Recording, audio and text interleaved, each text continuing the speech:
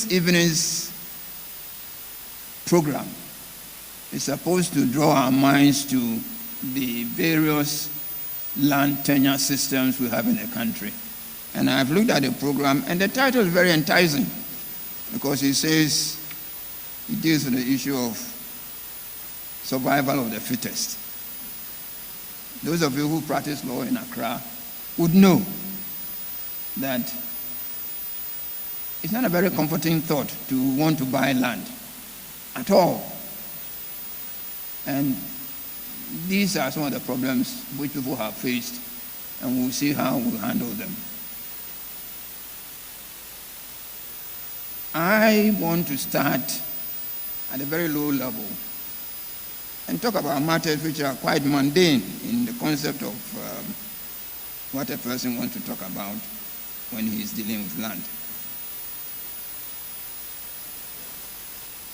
A long while ago, when I was a student in London, I went to a funeral. I was quite young. And we had to go to Kensal Rice. The person who had died was a Ghanaian student. And it was a very cold winter. And some of us were shivering and really dreading the morning. And as we went through the gates to get into the cemetery, I counted the people who were there. There were 8. 8 people had come to bury this young man. And you know, in those early years of one's life, one gets very pathetic and sheds tears easily. So I started weeping. And a gentleman came to me and said, "You haven't seen anything yet." I said, "What else haven't I seen in this place?" He said, "Do you know that there are 3 more coffins already in the grave?" I said, "Are you sure?" I said, "Yes." So I moved closer to the grave. And true, there was a grass carpet in there supposed to cover the coffins already in the grave. And they were going to put 2 more that morning before the grave would be covered up. And I said, "But what is the problem with these white people? They have no feeling. A man has lost his son, and when you put him there, there's going to be another coffin sitting on top of him." And the man said, "Well, young man, you are growing up. You will see that there is always strife anywhere. You have to strive to succeed." So when I got this topic, I remembered those early years of my life when I had gone to that cemetery. Even there, you could feel that there was survival of the fittest. You could feel it. Anyway, so we finished that moment. We came out. Incidentally, the man who had lost a son was a minister of religion. And I wouldn't tell you what he was doing, but he was a minister of religion. And you could see that it doesn't matter where the tears are when you are in that sort of cold winter morning. You can shed tears. So we came out, and he said, "Young man, thank you very much." And I didn't know what I had done. He said, "Oh, well, you know, you were the only mourner here who was shedding some tears." Anyway, so we went away, and I didn't think much about it. About a week and a half or so ago, I went to a funeral of the father of her ladyship, Georgina Wood. Now, fortunately, I got to a place where there were a lot of judges and lawyers and so on, so it was comforting. And when the whole thing was over, the announcer said, "Oh, those of you who will be willing to go to the burial, we are going to the Gethsemane cemetery. And I drive past this Gethsemane almost every morning. But the thing about it is that it's not the normal cemetery we are used to. Their rules are that when you get buried there, maybe after 17 to 20 years, you are exhumed and dumped somewhere to make room for a newcomer.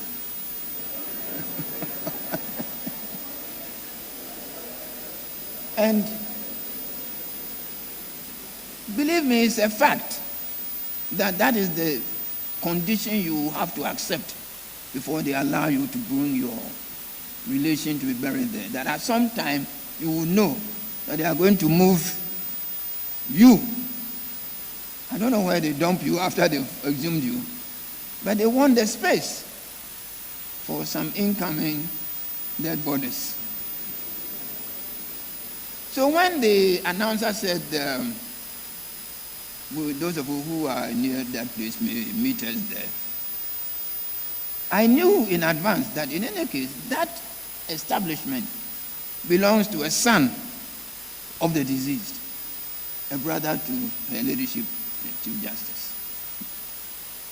So then I said, well, in that case, it might be a funny thing. But I'm sure when the man goes in there, there's no likelihood that they are going to exhume his body. Because this one, the family will not permit it.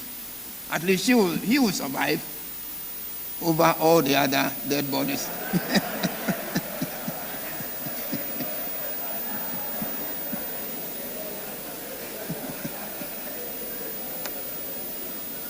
So, when I was leaving the room, the chapel, somebody said, Seth, are you going for the reception? I said, which reception? He said, State House. I said, what?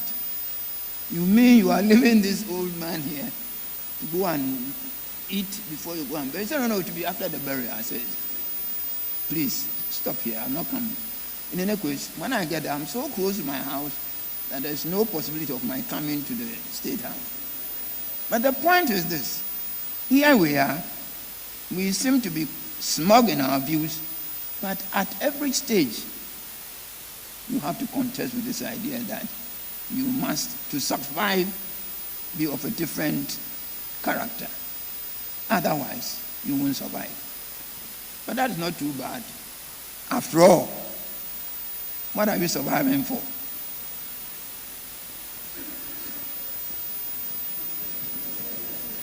Death. That's all you are struggling to survive for. And when he comes, you may go to one of the old cemeteries in Begoro, where that one you can be sure, when they put you there, you lie there. But when you come to cities like Accra, where they have different rules, and when they dump you there, don't think you are lasting. A man who comes with plenty of affluence and other perquisites, they will say, even this one, nobody has come to pay visits here, no flowers. I think we can move this one out. That's what they do. Anyway, so that takes us through the motions of getting ready for dying. Because let's face it, it looks so obvious, but we don't all think about that. When you struggle to put up a house, you get a piece of land, you go to the land people, you get the drawings done, you get the architects, you get the surveyors, you get the bricklayers, you get the carpenters. In the end, you have a house. Then you start living in the house, and you start celebrating your birthdays. And then you begin to think, well, maybe I had better see a lawyer to make a will for me. The house is of no consequence now. The more important matter is, where do I lay my head when I'm born? I had wanted to do economics, but somebody told me that you become stingy like a woman. Because then you have to know when you give money to your wife to go to the market, you know he's going to buy so much fish. 2, and come and make the soup. And put the whole thing in the soup and say, and let them go a door because never mind you. And the truth of the matter is this is just the ordinary man in the street trying to put up a house. But in broad everyday life in Ghana, we have people who are constantly in the struggle to settle problems. My brother judges will tell you that the most unpleasant job to do is be put down to go into the land court. About 2 years ago, I wanted to visit the land court on one afternoon when I was quite jolly and I thought I had had a good lunch. So I went to the 4 land courts and viewed what was going on. The same old story. He's pushed the boundary, or he hasn't paid the fees, or the land guards have gone and pushed the barrier down or the wall down or something, and you don't have peace. So now the land courts have worked out some rules for expeditious hearing. But you see, my brother lawyers, forgive me, they have ways of making nonsense of all the rules. He sends a junior to say, counsel is now appearing in the Supreme Court. So he's asked me to come and take a date. I'm not saying the lawyers, they lie. But you probably find that he's not in the Supreme Court. He is not ready for the case. And therefore, he has to get the junior to say something. And by the time you've gone through the motions and taking adjournments and costs and things, the litigant is looking at you and saying, that man who says in the Supreme Court, you know where I met him? He is not there. I was pinching you to tell you he wasn't there, and you were not turning around to look at me. So the land cases don't go away. They are there. But let's start from the beginning.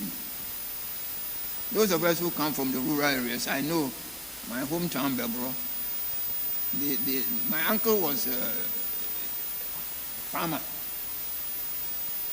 And they started early. They went into a virgin forest. By that, there were no other farmers around. And the theory is that you farm along until you meet somebody from the opposite direction, also farming towards you. And when you two meet, that's your boundary. And then you go and bring intomate species and you put them on the boundary, and that's it. And you start your cocoa farm. And in those days, nobody will bother you. You've got a virgin forest, you've got your intomate trees, and everybody is happy. But a place like Begro, there's something wrong. They live very close to the Krobos. And therefore, somehow, a lot of the men started marrying Krobo women. And they started speaking the Krobo language. And things changed. Because now the boundaries which had been settled long ago didn't exist anymore. Indeed, it went so far as to demolish the boundary between Achimota, that side, and the Menya Krobo, that side. It became so bad that the then Begrohin came to Accra to see me. And that time I was perched in the Toyota house as a lawyer to go and help them do something about it. In the end, I said, let us take this matter to the Stool Land Boundary Settlement Commission. The commissioner then was called Amorin Esquire. And we put the case before Amorin. When I got there, I said, Dr. Chum, very nice of you. I have about 6 other cases involving Achimota. So we'll have to settle a program to deal with all the land matters there. I said, well, let me go and talk to my client. After all, this is not my cup of tea. Just say thank you, now I'm gone. I will take a fee for this job. So, we settled on the fee. There were about 5 or 6 cases.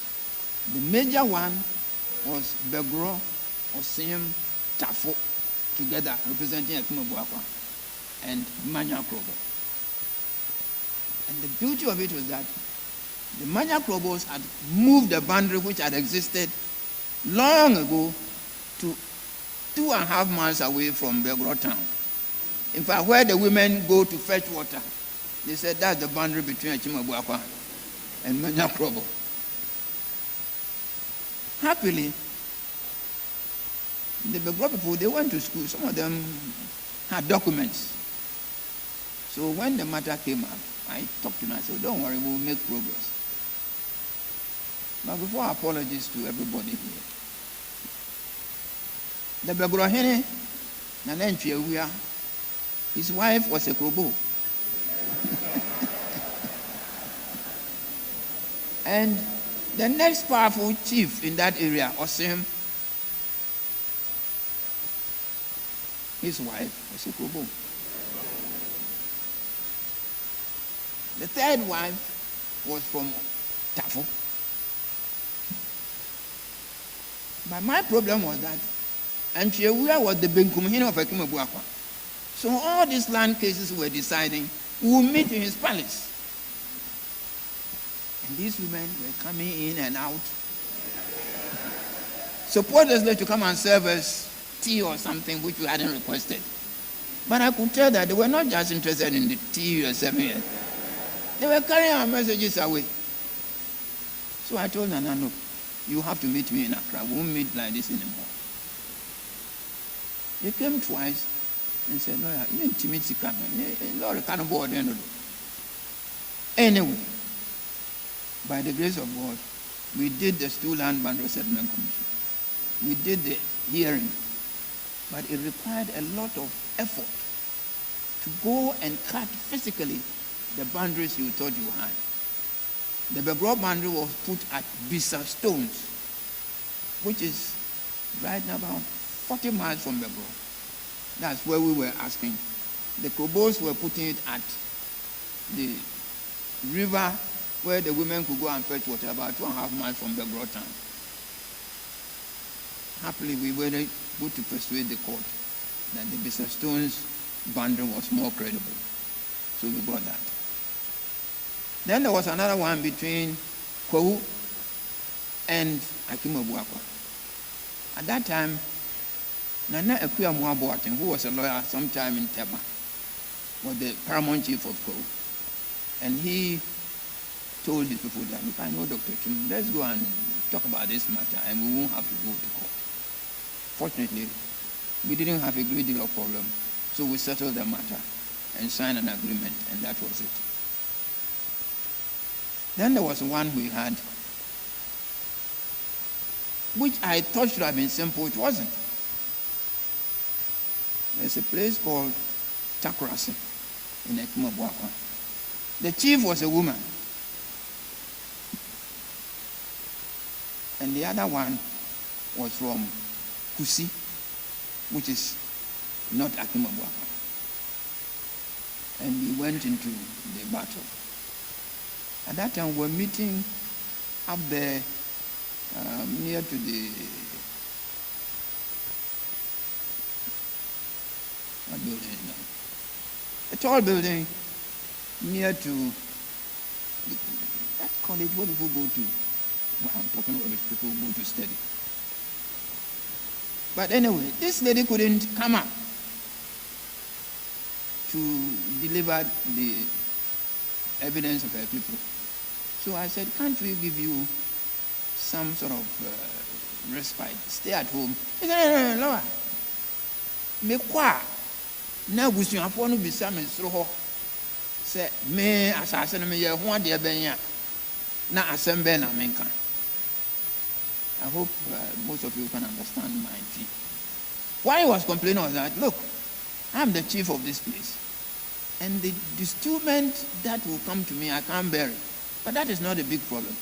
When I die, and the elders down there asked me that when this matter became a court case, what did you do? What would I say? And he said, you sat there and the people came and took your land, and now you come here to tell us, what are we going to do? So this old lady will start about 30 minutes climbing the steps to where the Stool Land Boundary Settlement Commission was educated. Fortunately, we won. And so all the trouble she's gone through didn't matter. Until they said in their town that, Nana, we think you are too old. We would like to have a new chief. He said, what? I have gone and fought for the land for you. Now you want to disturb me? I won't agree. She came to me in Accra and I said, no, I don't do chieftaincy. I'm tired. The truth of the matter is this. It doesn't matter how you come up with a land problem. Sooner or later, you're going to compete forces for and against. And you need to be sure that you have marshaled your forces properly. Because otherwise, people will win when they have no case.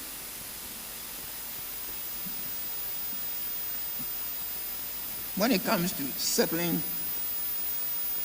the bills, before you say, hey Jack, the man has put plenty of money on the table that, look, Dr. Tim, give me a receipt.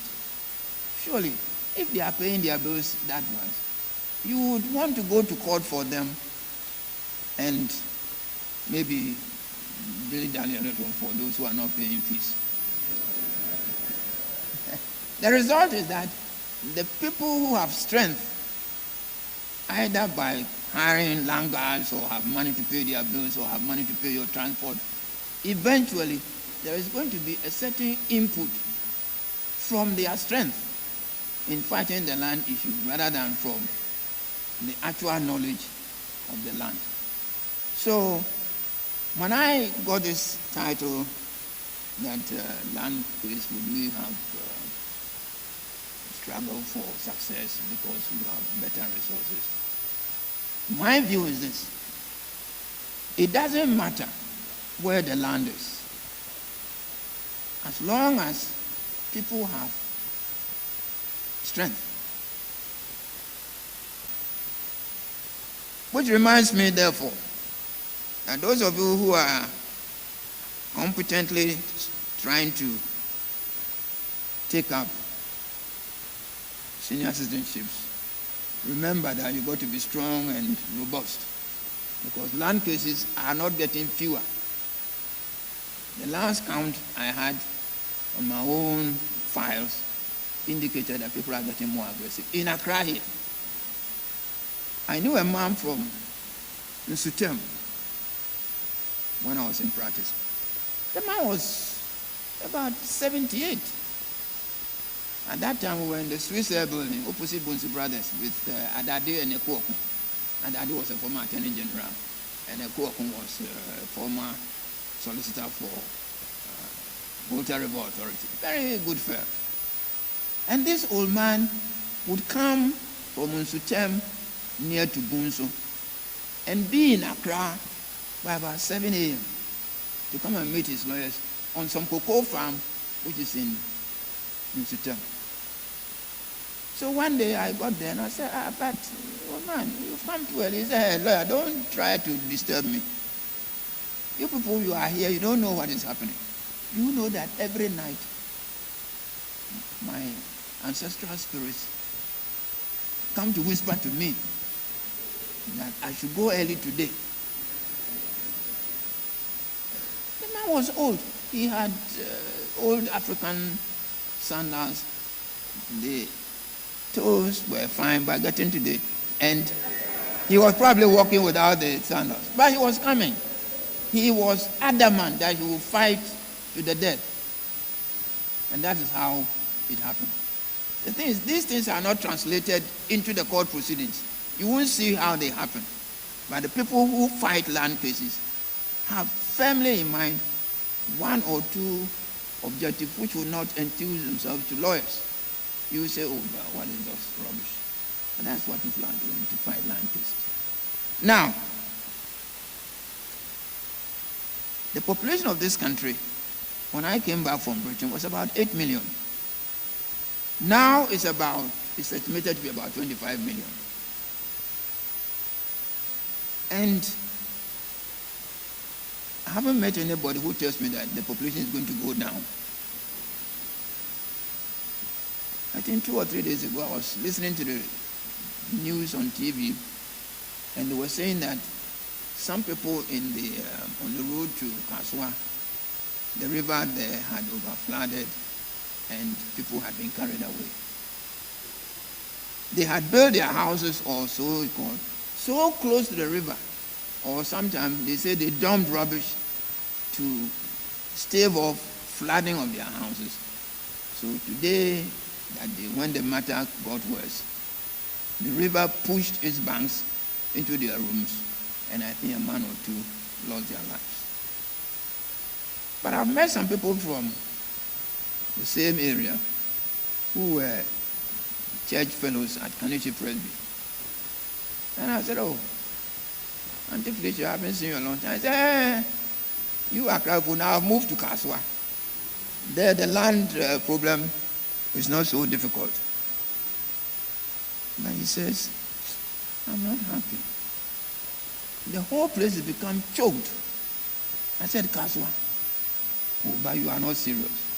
He said, because of this hearsay that land is cheap in Kaswa, everybody now wants to come to Kaswa, and you can't have any peace.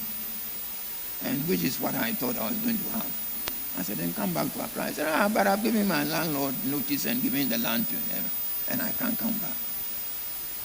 The result is that whether you are in Accra or in my village at Begro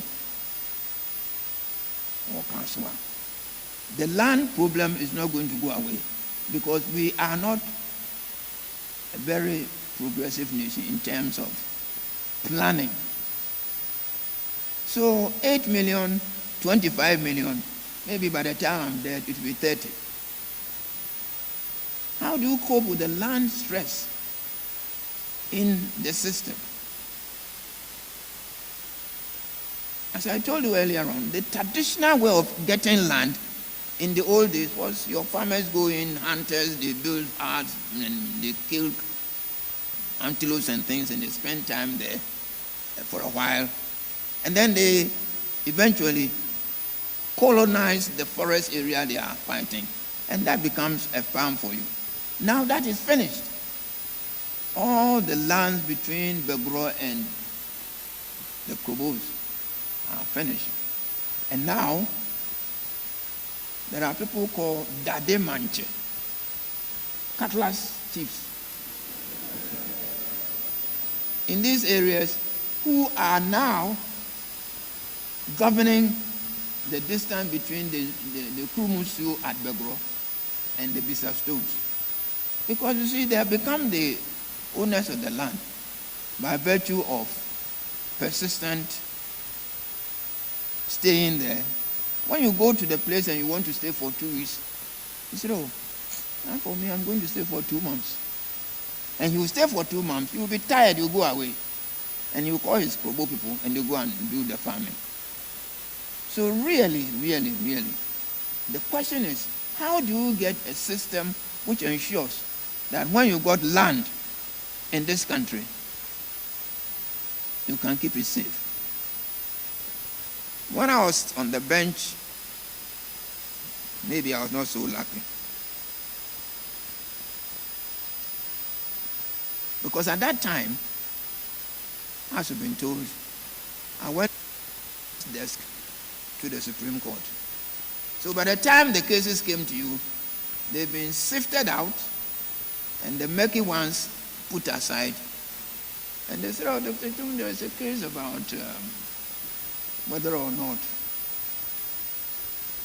when a man has created chaos in his area and he had been taken to prison without anybody hearing him, What do you do? Of course, you know that is bad. It's not proper. There should be at least fair hearing. Until one day I was told that His Lordship VCRC Crab and I and some other people should go to the Swedro prison and do what the English law called moving the population in the prison down. In other words,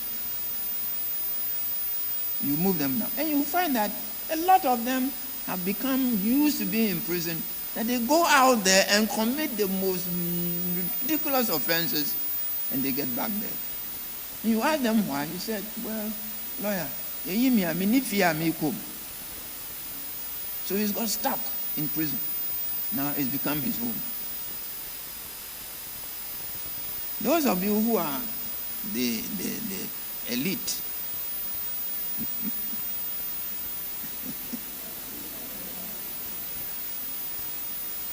you will find that when you say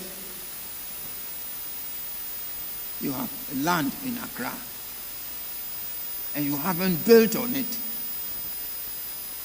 50% chance that somebody will fight you once you start putting blocks on the land. And if you don't fight hard, they will take it away from you. And even when you're finished and you are living in it, sometimes they conspire to bring you down so that they can have the land. Therefore, the regulatory system is such that we have one administration of stew lands, because all accounts, or well, at least basically Africans, we have chiefs, and the chiefs have stews, and the stews have lands, and the lands must be managed. So we have a stew land boundary settlement commission, which was handled at the time by Commissioner Maureen. That commission has been abolished and the functions transferred to the High Court. Now, if you see how congested the courts are, you ask yourself, was it really worth anybody's trouble to carry all this stew land business to the court? The only logic is that most of the cases pending have been settled and recorded.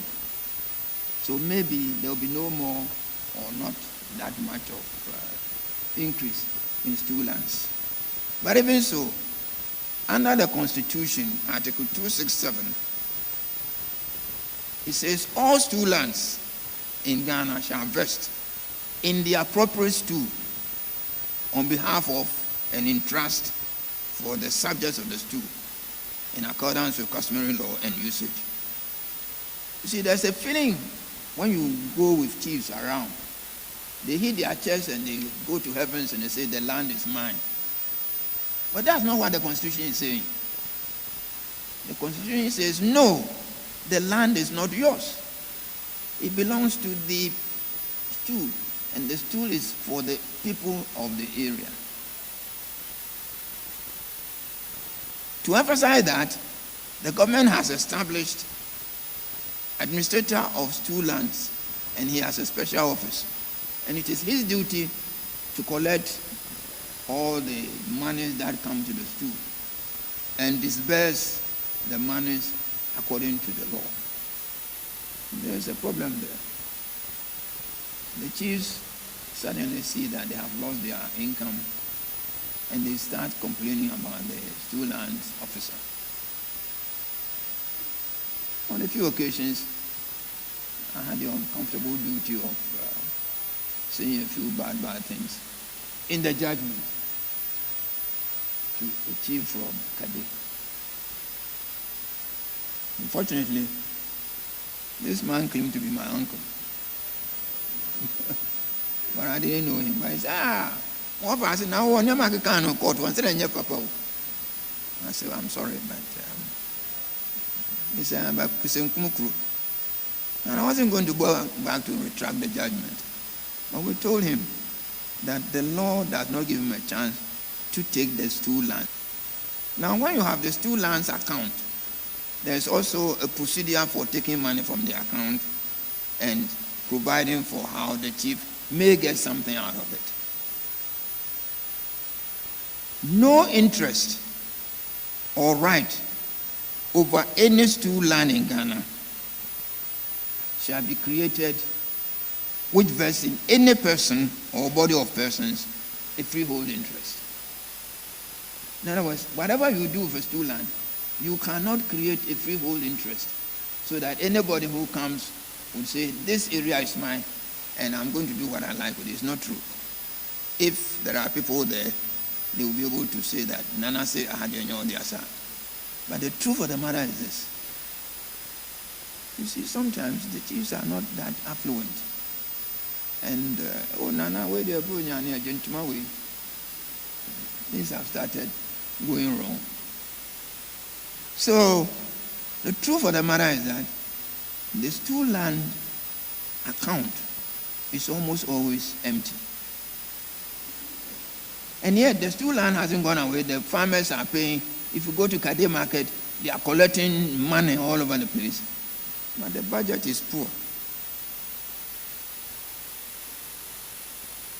At the end of the day, therefore, what I'm asking myself is, the Stool Land Boundary Settlement Commission has been disbanded and put in the High Court. The High Court has created many divisions since her ladyship got here. And we have a special lands court, 4 of them. What I did some time ago, I was asked to write some report on the performance of these land courts. And I came to the conclusion that they were doing very well, but they were killing themselves and they were creating lots and lots of backlogs, which was even worse than the original position. One says, Dr. Chum, it's not our fault because we are trying. Because we had worked out rules for the court. First of all, that there should be the original evidence of a plaintiff or defendant should be in writing. So that this long memory of Obekaise would be lessened. But it hasn't worked. And the last time I visited 2 of the courts, one of them had 43 backlogs. And it was in June. So we are getting to July now, and the courts would vacate, and he would have 43 backlog of cases. The other courts, I'm sure, would have their own systems. Those of you who have done a lot of work in the land courts would know that there is the problem of registration of evidence. You see, people lie a lot when they are under. If you have been in court for a long time, it's no problem at all. So let us quickly work up. I'm told I have 2.5 minutes to go. There are a number of rules. There is the land registration system. Then when you do that, when you collect any piece of indenture or deed, if you don't register it under the system, under the 1962 Land Registry Act, Haman Omodo says it is void and of no effect. But a lot of people carry these things and put in their pocket or in their box, and they think they've got the land documents there. And when you talk, oh, lawyer, he will bring it, and he's had it for 20 years, not stamped, not registered, and the law says it's null and void. For that reason, the law created the new system of land title registration. No more paper to go and keep in your house, but you go and give the document to the land title people. They will examine the title of the man who is going to register. They will examine whoever transferred the land to them, and then they will decide to record these things and give you a certificate. Thereafter, any dealings in the land will be on the certificate, not on the document which the seller gave you, which is a very useful thing. However, there is a problem. It takes ever so long for this thing to be gone through and the certificate issued. So we are back at square one. And land title registration, with all its hopes and aspirations, is not getting the way I want. Before I sit down, and I would like to say this, I have a copy of the Achimota Speaks land judgment.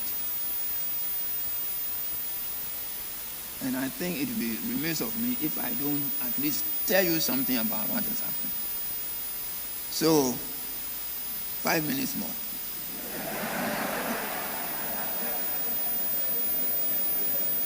Yes. This judgment is a great deal of paper. But the history is great. You see, the white man, when he came to the African coast, was very well motivated. When we were in Achimota Speaks, we thought, how could they have got Fraser, then Gadgesberg, and then our good friend, the black man, together to run this country? But the governor and the people in the overseas Queen's House had thought even better. This Achimota Speaks they were setting up needed a lot of backing.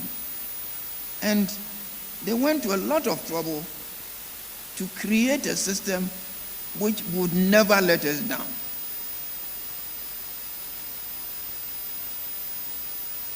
The first thing is that in 1876,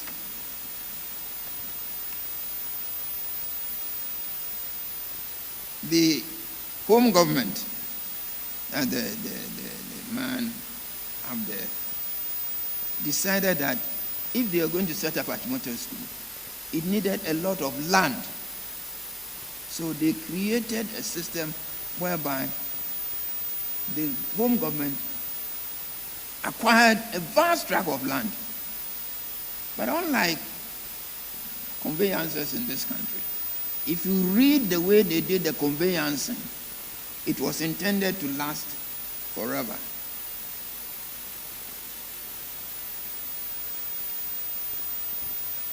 The first transfer to Achimota Speaks was done in 1948. And the land which they had developed for us, I would just like to read a lot of the description of the conveyancing. So, when these people went to the land, the Owu way and the Owu family said that the land was taken by the government some time ago, but it's been given to them, it was a lie. But they went around telling people that they had no problem with the land and that they should take. And at one time, one developer was saying that he was in occupation of 1.6 acres of land belonging to Achimota Speaks. And I remember those of you who were there in Livingston, there was something called Livingston Labor Gang. All the troublesome students were automatically enrolled. Oh, okay, all the good people of the place. And our housemaster Sinker, he created this labor gang. So if you did anything and you got into a labor gang, then there was plenty of labor in the house. You didn't have to be called labor gang, then you are there. So this one, what happened was, the conveyancers tried to put everything which anybody would want in the conveyance. First of all, it was not possible to go through the conveyance and acquire any title. And the Achimota ordinance, it was not even an ordinary conveyance, it was an ordinance of 1948, section 7. mentioned specifically that we had the school farm, then the road to Gimpa. They didn't call it Gimpa. And then they said, no interest whatsoever shall be able to create itself out of the Achimota ordinance. So when this matter of litigation came up,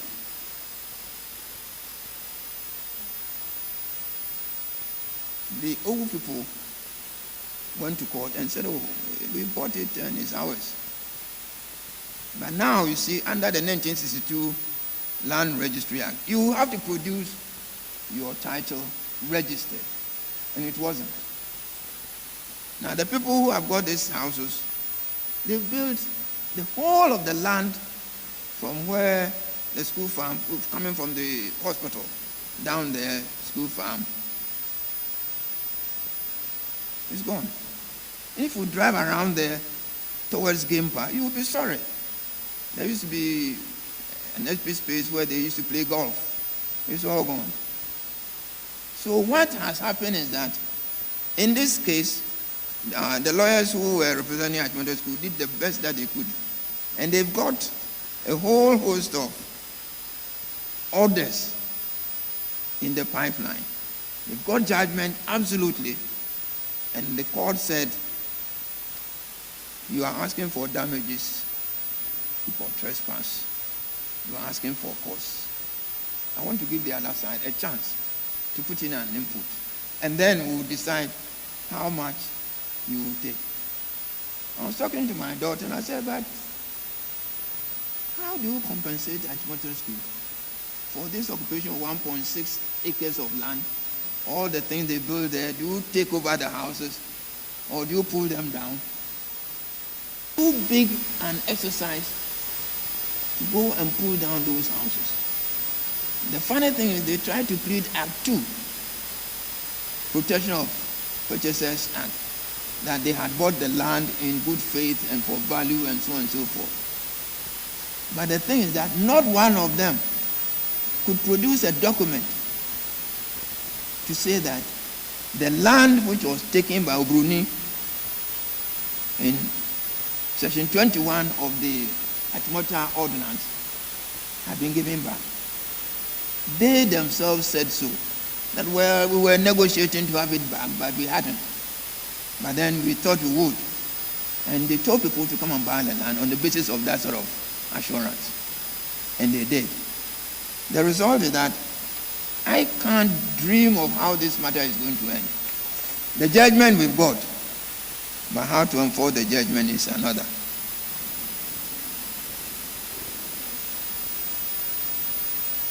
In the final analysis,